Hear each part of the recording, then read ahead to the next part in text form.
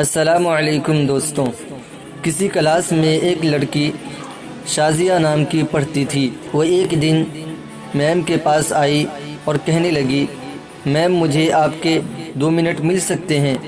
تو میم نے کہا، کیوں نہیں، بولیں آپ کیا کہنا چاہتی ہیں؟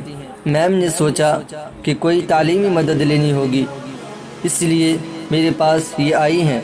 تو اس لڑکی نے کہا، میم آپ اپنے پرانے کپڑے کس کو دیتی ہیں؟ میں اس کی بات سے حیران رہ گئی کہ یہ کیسا سوال ہے۔ میں نے پوچھا کہ کیوں، آپ کیوں پوچھ رہی ہیں؟ تو اس نے بتایا کہ میم میں بہت غریب گھرانے سے ہوں، میرے ساتھ پڑھنے والی لڑکیاں بہت زیادہ امیر ہیں اور وہ روز میرے پرانے کپڑوں کا مذاق اڑاتی ہیں۔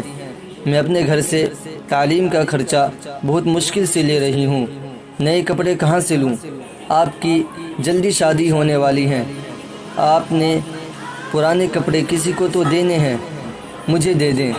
اس کی بات سن کر پہلی بار میں نے اس کے کپڑے دیکھے جو واقعی پرانے ہو گئے تھے، لیکن سلیقے سے استری کروا کے پہنے ہوئے تھے۔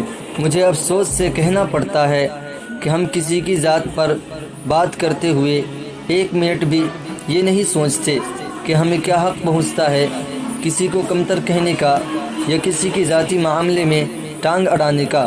اگر کوئی امیر ہے اور اللہ کا دیا اس کے پاس سب کچھ ہے، تو کیا ہمیں یہ حق مل گیا ہے کہ ہم جس کی چاہیں بے عزتی کر دیں؟ کوئی خوف خدا نہیں ہے۔ پلیز اس بات پر سوچیں کہ ایک دن ہم نے بھی اللہ کو منہ دکھانا ہے۔ جب یہ دکھی دل اللہ کو اپنی پریشانیاں بتائیں گے اور رو رو کر کہیں گے کہ اللہ تو نے انہیں دولت دی تھی اور ہمیں نہیں، ہمارا کیا قصور تھا، تو آپ کو اللہ کے عذاب سے کوئی نہیں بچا سکتا۔ پلیز سوچیں اور لوگوں کے ذاتی معاملات میں دخل دینے سے پرہیز کریں۔ کیا پتہ وہ کس حالت میں زندگی گزار رہے ہوں، اور ویسے بھی جو کچھ ہمارے پاس ہے وہ بھی تو اللہ کا ہی دیا ہوا ہے، تو تکبر کس بات کا؟ لوگوں کو ان کے لباس سے نہیں، ان کے اخلاق اور کردار سے پرکھنا چاہیے۔